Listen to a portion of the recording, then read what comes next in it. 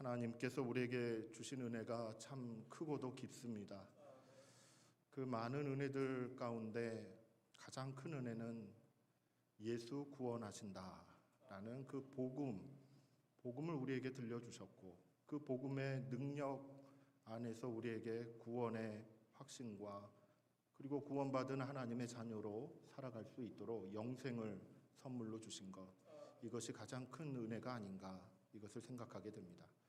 날마다 하나님 주시는 그 구원의 사랑을 기억하고 하나님 우리에게 주시는 그 영생의 선물을 누리면서 살아가는 저와 여러분이 되기를 예수님의 이름으로 축복합니다.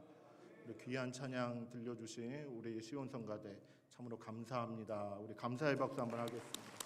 네, 감사합니다. 우리 옆에 계신 분과 한번 인사 나누도록 하겠습니다. 하나님께서 우리와 함께 하십니다. 네, 그럼 한 번 더 인사하실 때 사랑하고 축복합니다.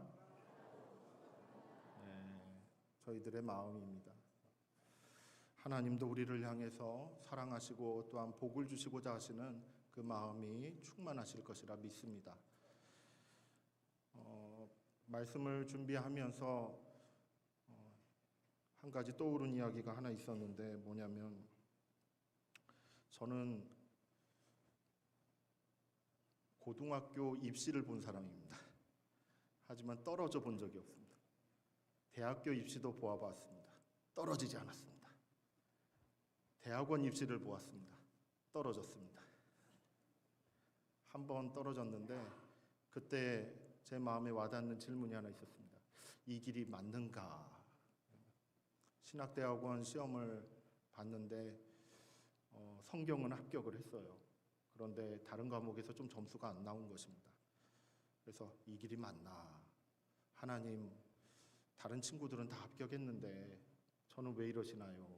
이런 기도를 한 적이 있습니다. 그 다음에는 그래도 하나님이 은혜 주셔서 붙었습니다. 그 1년 동안에 삶의 훈련도 받았고 마음의 훈련도 받았고 기도의 훈련도 받았다 생각이 들어졌습니다.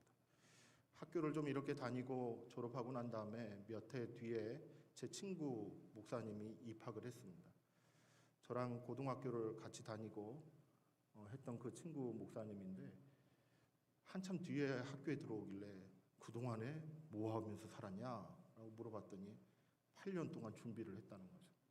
시험을 봤는데 떨어지고 또 떨어지고 또 떨어지고 한 6번째쯤 떨어지고 나니까 마음에 이런 질문이 들더랍니다. 이 길이 아닌가? 저는 한 번 떨어지고 그 생각이 들었는데 그 친구는 저보다 믿음이 더 좋아가지고 6번째 떨어지고 나니까 그 생각이 들었다고 하는 거예요. 그래도 한 번 더, 그래도 또 한 번 더 이렇게 시험을 준비해서 8번째에 하나님이 길을 열어주셔서 들어오게 되었다고 합니다. 이와 같은 이야기는 사실 우리 인생길 가운데서 우리 자신에게도 많이 일어나기도 하고 우리 자녀들의 삶이나 주변의 이웃들의 삶의 이야기 가운데서 많이 들려오는 것이 사실입니다. 계획을 세우고 도전을 하고 그렇게 힘써서 앞으로 나아가고자 하지만은 막히는 경험을 하는 것이죠. 막히는 경험. 그럴 때 우리는 늘 이렇게 질문하는 것입니다. 하나님, 이 길입니까? 아닙니까? 다른 길입니까? 한 번 더 할까요? 말까요? 이러저러한 혼란함 가운데서 많은 시간을 보내기도 하는 것입니다. 여러분, 사실 예수님을 믿고 살아간다라는 것은 자기주도적으로 이렇게 살아가는 삶이라고 생각하기 쉽지만 결코 그렇지는 않습니다. 예수님을 믿으면서 살아간다라는 삶은 기본적으로 하나님께서 주도하시는 삶을 살아가는 것입니다. 하나님께서 계획을 세우시고 하나님께서 이끌어 가시는 그와 같은 삶의 방향으로 나아가는 것을 말하는 것이죠. 하나님 앞에 예수 그리스도의 그 십자가 앞에서 믿음을 고백할 때 우리의 진실된 고백은 무엇일까? 라고 생각을 해보면 나는 죽었습니다. 라는 그와 같은 고백일 것입니다. 그것은 내 인생의 주관자로 내 인생의 주인으로 하나님을 모시는 것이죠. 하나님이 이제 내 인생의 주인이 되어 주십니다. 하나님이 인도하시는 그 길을 향해서 저는 이제 따라가고자 합니다. 라는 그와 같은 믿음의 고백을 하면서 출발을 하는 것이 신앙생활입니다. 그러니까 참된 신앙생활, 예수 그리스도를 믿고 살아가는 그와 같은 신앙생활은 늘 먼저 이렇게 제시되는 것이 무엇이냐면 자기를 부인하는 것입니다. 참 어렵고 힘든 것이지만 이 자기를 부인하는 그와 같은 과정을 거쳐야 하나님의 인도하심이 보이는 것이고 하나님께서 이끌어 가시는 그 삶으로 내가 따라갈 수가 있게 되는 것이죠. 사실 본문에 있는 말씀은 바울 선교팀이 경험한 2차 전도 여행 그 일부분입니다. 그 일부분의 이야기를 통해서 보았을 때 자기를 비워야 하는 그와 같은 순간도 좀 보여지고 하나님이 분명하게 이끌어 가시는 그와 같은 모습도 보여집니다. 이것을 이렇게 이제 잘 드러나게끔 서술되어 있는 것이 본문이라고 이렇게 말할 수 있는데 사실 현장의 경험인 것이죠. 사역을 하고 전도를 하면서 경험했던 내용들. 그런데 면면히 들여다보면 그 안에 담겨져 있는 원리는 우리 삶의 전반에 걸쳐서 적용할 수 있겠구나. 이것을 우리는 생각할 수가 있습니다. 성령께서 인도하시는 삶이 과연 어떠한 삶인가? 하나님 중심으로 하나님이 주도하시는 그와 같은 인생길을 걸어간다라는 것이 과연 어떠한 인생길인가? 이것을 깊이 묵상하게 하는 본문인 것입니다. 그 내용을 한번 우리 같이 나누어 보고자 하는 것이죠. 성령께서 인도하시는 삶이란 것이 무엇일까 생각을 해보면 성령님이 내 삶의 주관자가 되어주십니다. 라는 것을 인정하는 것입니다. 그 주관하시는 모습, 인도하시는 모습을 그 예수 그리스도의 그 십자가의 은혜로 인해서 주어진 그 영생의 능력을 통해서 성령님과 함께 소통하면서 그것을 확인하면서 그렇게 한 걸음씩 걸어가는 그 같은 인생길, 그것을 성령의 인도하심을 받아 살아가는 삶이다라고 이렇게 정의할 수 있습니다. 이와 같은 삶의 양태는 말씀과 기도의 삶이 기본적으로 깔려 있죠.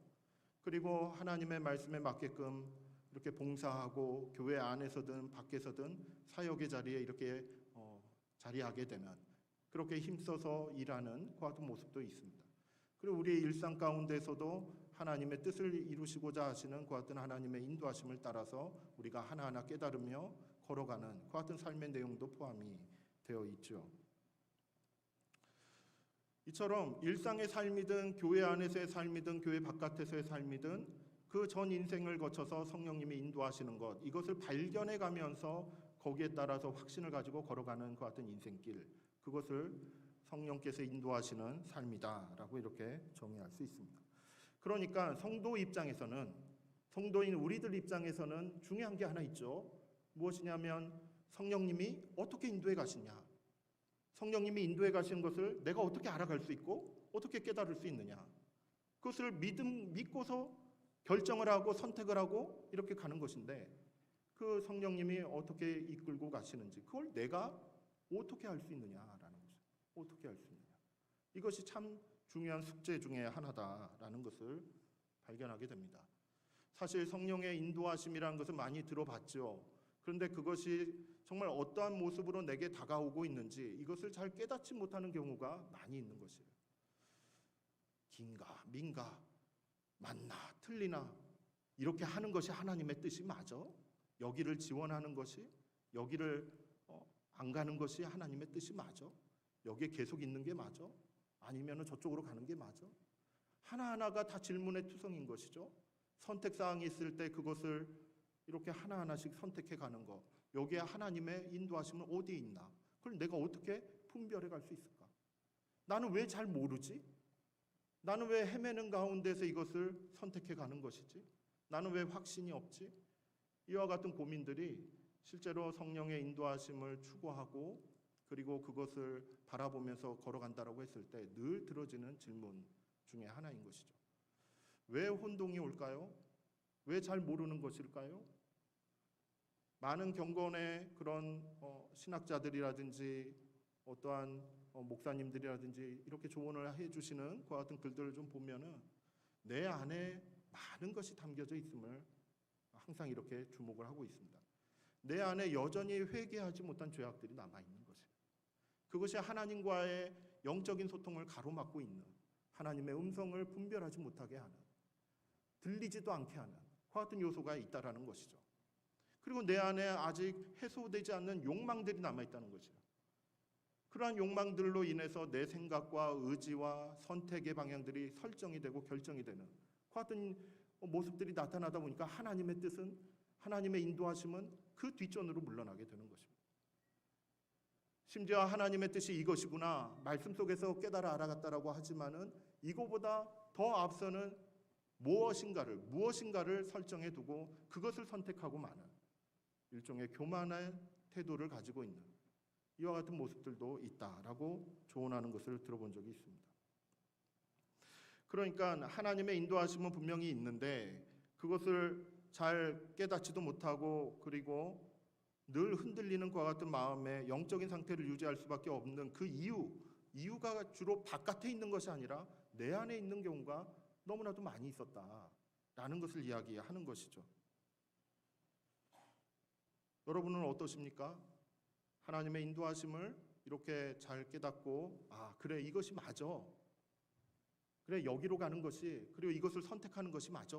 그래 하나님께서 기뻐하시는 것이야.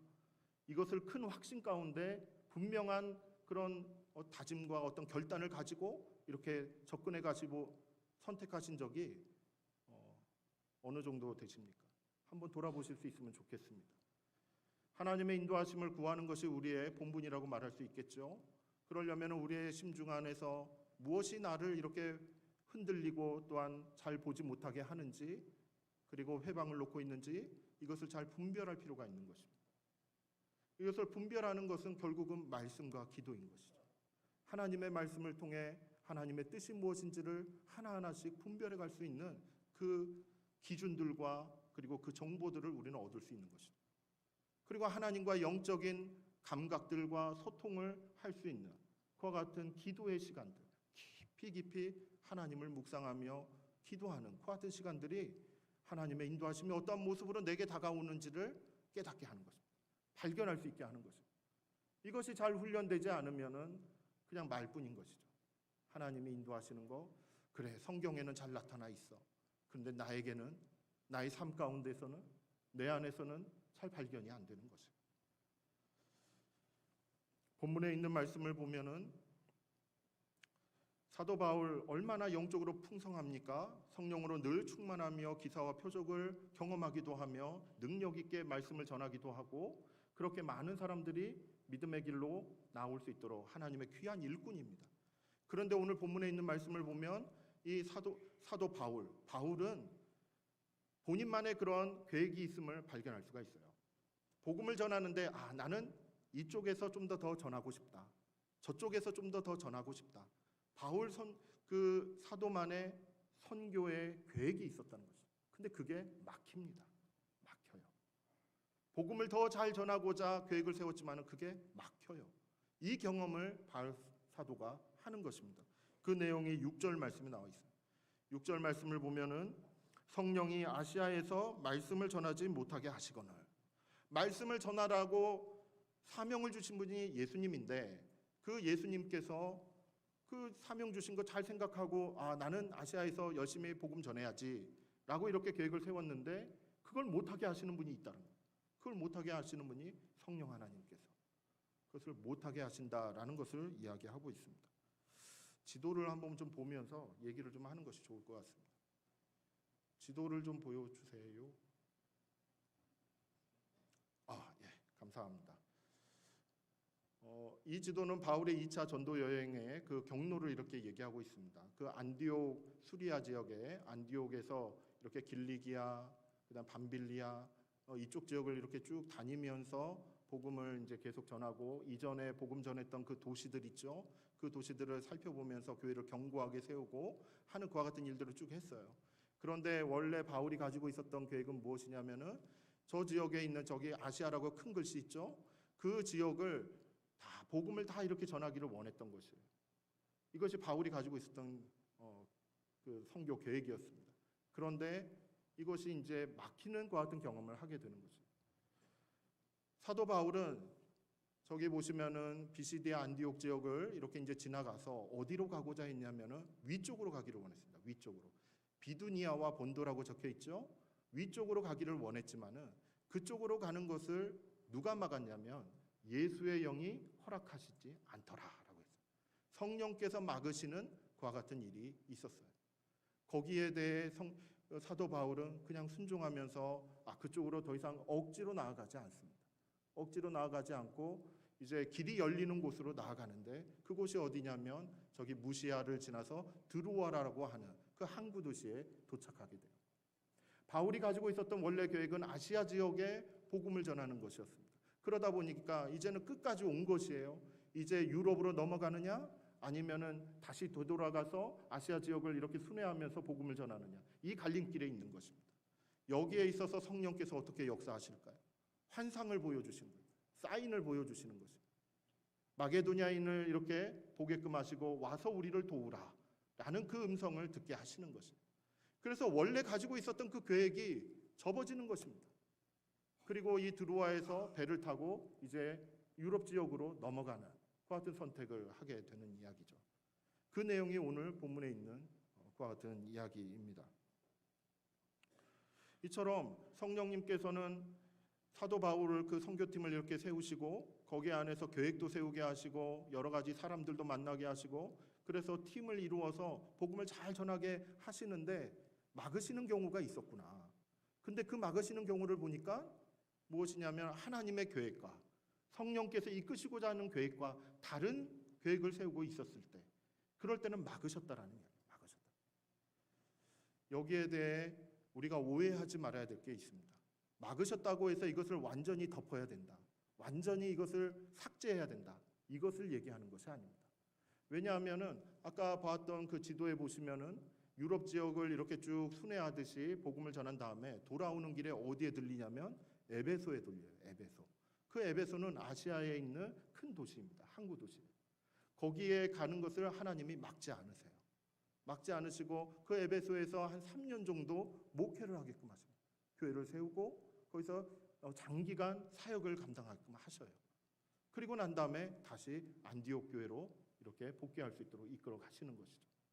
그 이와 같은 흐름을 보았을 때 결국은 이 계획도 있고 저 계획도 있는 것이에요. 그런데 무엇이 먼저인가, 무엇이 나중인가, 이 차이였던 것이에요.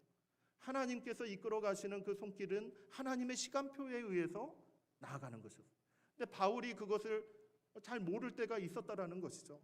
그러니까 본인의 그 계획표대로 진행을 하려다가 성령께서 막으시는 과든 경험을 가지게 되는 것입니다. 억지로 하지 않았던 것이에요. 하나님이 막으시는구나. 그러면 하나님이 열어주시는 곳으로 나아가야지. 이렇게 길을 찾으며 걸어갔던 것을 볼 수가 있습니다. 이와 같은 내용을 보았을 때 우리가 실제로 우리의 삶 가운데 그리고 우리의 이웃 가운데 그런 삶의 이야기를 좀 들여다보면은 막힘을 이렇게 경험하게 되었을 때 그때 우리의 마음 가운데 한 가지 고백해야 될 부분들이 있음을 깨닫게 됩니다. 그건 무엇이냐면 막으시는 분도 하나님이시라는 거예요. 막으시는 분도 하나님이시다. 내 인생길을 하나님이 주관하시고 이끌어 가시는데 이 시점에서는 막으시는 것이 있었구나. 그런데 그건 완전히 막으시는 것이 아니라 하나님의 시간표에 따라서 열어주시는 부분도 있구나. 그것을 깨닫게 되는 것입니다. 그렇기 때문에 하나님이 주신 그런 소원과 하나님이 주신 비전, 하나님이 주신 사명, 그것을 붙들고 세부적인 계획을 세워서 한 걸음씩 한 걸음씩 걸어 나갈 때에도 막히는 것 같은 순간 가운데 포기하지 말아야 하는 것입니다. 하나님이 주신 사명을 끝까지 붙들고 한 걸음씩 걸어가며 하나님의 시간표에 따라서 우리가 진행될 수 있구나라는 것을 기억하면서 따라가야 한다라는 것입니다. 성령께서 인도하시는 사람들의 삶, 그 삶을 들여다보면 막히는 때도 있고 열리는 때도 있고 하지만 그 안에서 그 순리대로 하나님의 인도하심 따라 믿음 가지고 소망 가지고 때로는 훈련을 받으며 때로는 성장해가며 때로는 깊은 기도의 시간을 거치며 그렇게 한 걸음씩 걸어가는 것을 우리는 확인할 수 있는 것입니다. 성령께서 인도하시는 삶, 그 삶을 우리가 따라서 함께 걸어간다고 했을 때 우리에게 주어지는 한 가지 그런 숙제가 하나 있습니다. 그것은 무엇이냐면 하나님의 인도하심을 어떻게 분별할 것이냐. 어떻게 분별할 것이냐. 어떤 모습으로 하나님은 이렇게 우리의 삶을 이끌어 가실 것인가. 그것을 우리는 분별할 줄 알아야 한다라는 것이죠.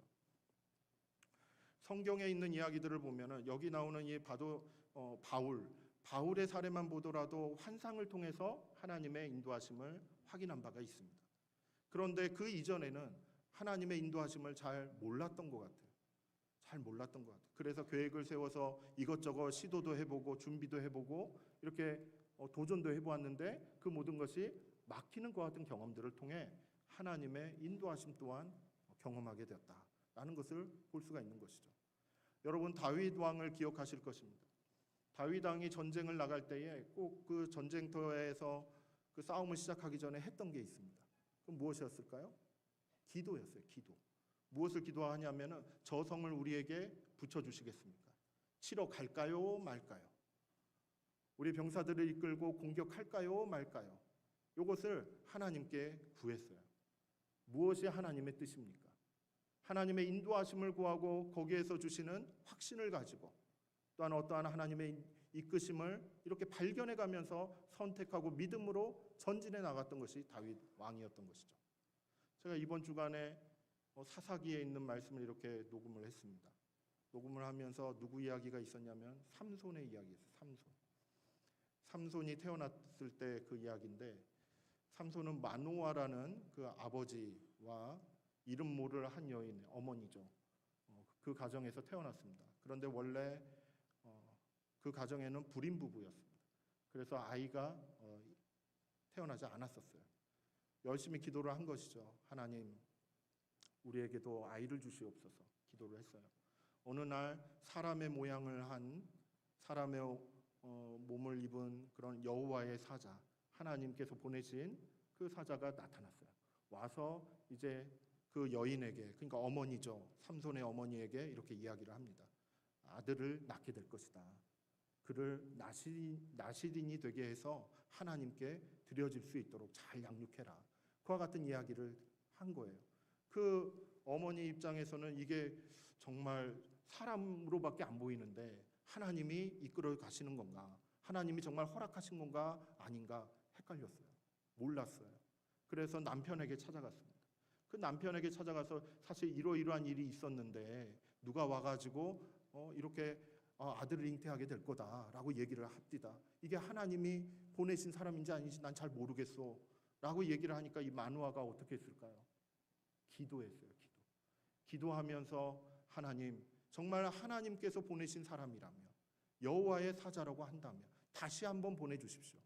다시 한번 보내주셔서 정말 그 약속하신 것이 사실인지 아닌지 확인받을 수 있도록 보내주십시오. 다시 만나게 됐어요. 그렇게 하면서 하나님께서 인도해 가시는 거구나, 하나님이 뜻하시는 것이구나, 이것을 깨달아 알면서 믿음 가지고 그렇게 아이를 낳고 키웠어요. 그 아이가 삼손인 것이에요. 그러니까 이와 같은 흐름을 보면 하나님의 인도하심을 알 수 있는 것, 환상을 통해서도 알 수 있는 것이죠. 기도하면서 알 수도 있는 것이죠. 그리고 바로바로 알 수도 있는 것이죠. 하지만 기도했다고 해서 다 알려지는 것도 아니에요. 이게 열리냐 닫히냐 이것을 통해서도 하나님의 뜻을 알 수가 있게 되는 거죠. 그러니까 여기에서 우리에게 있어 가장 요구되는 하나의 역량이 있습니다. 영적인 역량. 그것은 무엇이냐면 감각이에요. 살아있는 영적인 감각. 하나님과의 소통, 하나님과의 뜻을, 그 의미와 그리고 그 뜻하신 바들을 깨달아 알아갈 수 있는 그 영적인 감각, 이 감각이 살아있어야 되는 것이죠. 그것이 살아있을 때 하나님의 인도하심이 여러 가지 모양으로 다가올 때 이것이 바로 하나님이 나에게 말씀하시는 거구나, 이것이 하나님의 손길이구나, 이것을 분명하게 깨닫게 되는 것입니다. 이 영적인 역량이 잘 개발이 되지 않으면 혼돈 가운데 있게 되는 것입니다.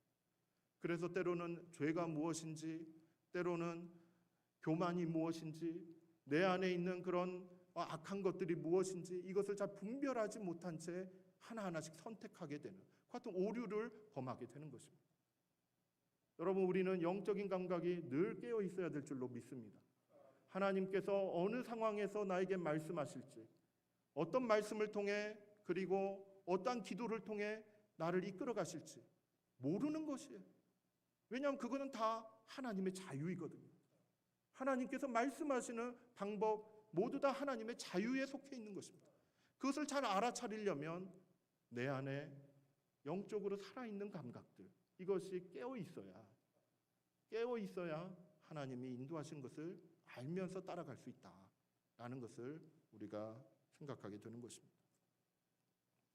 왜 분별할 수 없을까? 이것을 생각해 보면 아까도 얘기했지만은 내 안에 아직 해소되지 못한, 회개하지 못한 죄악들, 여전히 나의 생각과 의지와 결단, 선택, 여기에 영향을 끼치고 있는 육체적인 욕망들, 세속의 욕망들, 이런 것들이 여전히 나에게 영향을 끼치는 것이죠. 세상 속에서 살아갈 때 이러저러한 염려들도 많이 있는 것이죠. 이와 같은 것들이 점점 내 머릿속에, 내 마음속에 커져가면 커져갈수록 그 영적인 역량, 영적인 감각들은 무디어져 갈 수 있다라는 것. 우리가 생각해보고 또한 다시 한번 돌이켜봐야 할 부분이다라고 말할 수 있습니다. 이것을 다시 한번 깨어있게 만들어가는 것, 그리고 다시 한번 성장시켜가고 성숙시켜갈 수 있는 그와 같은 삶의 양태는 그냥 기본적인 것이에요. 말씀과 기도인 것이에요. 하나님의 말씀을 날마다 읽는 것입니다. 날마다 묵상해가는 것입니다. 깨닫든 못 깨닫든 하나님께서 이 말씀을 통해 언젠가는 말씀하시겠지. 기도의 삶도 놓치지 않는 것이에요. 그 안에서 이 깨어있는 영적인 감각을 통해 하나님이 깨닫게 하시겠지. 선택하는 데 있어서 흔들리지 않고 확신 가운데서 하나씩 하나씩 걸어가게 하시겠지.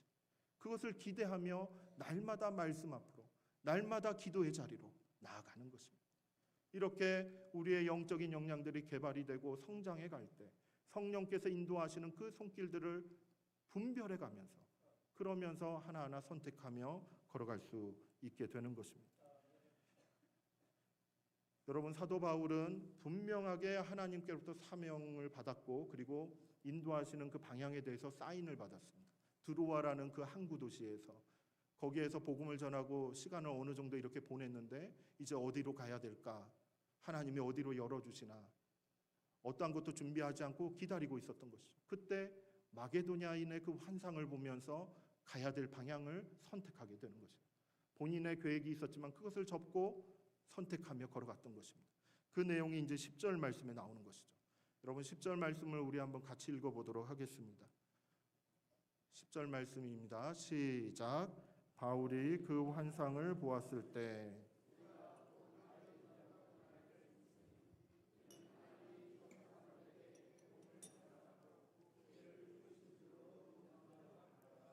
아멘. 이 상황을 한번 잘 들여다보십시오. 환상을 보았어요. 환상을 보고 난 다음에 그 다음에 바울이 했던 행동이 있습니다. 무엇입니까? 곧 보고 난 다음에 전혀 의심하지 않고 시간을 끌지 않고 곧 마게도냐로 갈 준비를 이렇게 힘써서 하는 것을 볼 수가 있어요. 그러니까 하나님께서 말씀하시는 거구나. 이 환상이 그냥 꿈속에서 일어나는 여러 가지 그런 하나의 무의식 속에서 일어나는 그와 같은 모습이 아니라 하나님께서 이끌어 가시는 그와 같은 모습이구나라는 그 확신이 드는 거예요. 확신이. 성령께서 주시는 확신이 있게 되는 것이죠.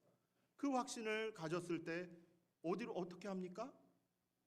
하나님이 부르시는 것이라고 인정하면서 그 다음에는 순종의 자리로 나아가는 것이죠. 시간을 끌지 않고 곧 그 마게도냐로 갈 준비를 하며 힘쓰는 그 같은 모습으로 나아가는 것이죠. 이것을 곰곰이 생각해 보면 하나님께서 이렇게 인도하시겠다라고 주시는 그 사인이 갖는 특징이 하나 있습니다. 이것이 하나님의 인도하시고 부르시는 그와 같은 것이구나 라는 걸 깨닫게 하심과 동시에 또 하나가 있어요. 이대로 살아야 되겠구나. 이대로 내가 실천해야 되겠구나.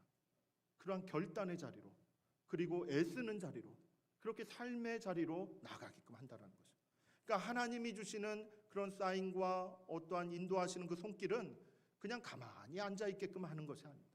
그냥 지적으로 알게 하시는 그와 같은 사인이 아닌 것이에요. 몸을 움직이게 하는 것입니다.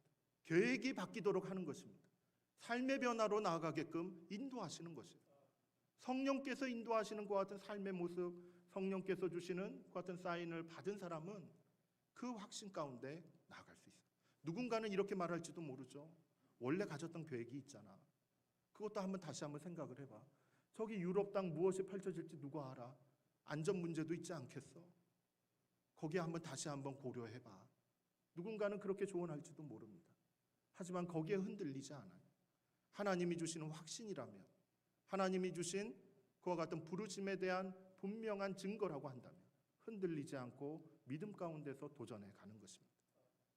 이것을 우리는 바울의 이 사례를 통해서 확인할 수 있는 것이죠. 여러분, 로마서 8장 14절 말씀을 한번 보시기 바랍니다. 한번 보여주세요. 우리 한번 같이 읽어볼까요? 시작. 무릇 하나님의 영으로 인도함을 받는 사람은 곧 하나님의 아들이라. 아멘. 자, 보세요. 하나님의 영의 인도하심을 받는 그와 같은 사람은 어떤 사람인가? 하나님의 아들이라는 그와 같은 지위를 가진, 그와 같은 권세를 가진 사람인 것입니다. 우리는 예수 그리스도를 믿습니다. 우리의 믿음의 첫 출발선은 십자가 앞에서 출발하지요. 예수 그리스도의 그 보혈의 공로를 믿고 의지하면서 우리는 권세를 하나 얻게 됩니다. 지위를 하나 얻게 돼요. 그것이 바로 하나님의 자녀로서의 지위이고 권세인 것입니다. 그 하나님의 자녀로서 살아간다고 했을 때 그 삶의 내용 중에 당연하게 나타나는 것은 바로 성령의 인도하시는 것입니다. 성령의 인도하시는 그와 같은 손길들, 깨닫게 하시는 것들, 이것이 그 하나님의 자녀로서 살아가는 그 사람들에게는 당연하게 나타나는 것입니다. 당연하게 나타나는. 그렇기 때문에 나는 하나님의 자녀라고 나는 믿는데 그렇다면 왜 하나님은 나를 가만두시나? 이렇게 의심할 게 아니라는 것입니다. 이렇게 의심할 것이 아니라 아직도 내가 하나님의 인도하심을 잘 알아차리지 못할 만큼 내 영적인 부분이 많이 혼탁해져 있을 가능성이 높은 것이에요. 하지만 그런 상태가 됐다 할지라도 불가능한 것이 아닙니다. 꾸준하게 말씀, 기도, 성령의 인도하심을 구하며 또한 분별해가는 그 같은 훈련을 통해서 또한 영적인 습관을 통해서 경건의 삶을 통해서 하나님의 인도하심을 분별하며 따라갈 수가 있게 되는 것입니다. 여러분, 우리는 하나님의 자녀입니다. 우리는 하나님께서 그 피값으로 사신 귀한 하나님의 아들과 딸인 것이죠. 성령께서는 우리를 이끌어 가시기를 원하십니다. 하나님께서 부르신 그 목적을 반드시 이루시기를 원하시는 것이에요. 하나님이 우리를 가만 놔두시지 않습니다. 우리의 심령 가운데 말씀하시며 우리의 기도하는 그 감정들, 그 감각들 가운데 영적으로 성령으로 충만케 하시며 그러면서 하나님의 인도하심을 분별하며 이끌고 가시는 것이에요. 이와 같은 성령의 인도하심에 우리가 늘 따라갈 수 있기를 바라는 것입니다. 하나님의 영이 이 한 주간도 함께 하시고 우리에게 말씀하시고 인도하시는 그 손길을 통해 하나님의 그 부르심을 이루어가는, 그 부르심에 합당한 삶을 살아가는 저와 여러분이 되기를 예수님의 이름으로 축복합니다.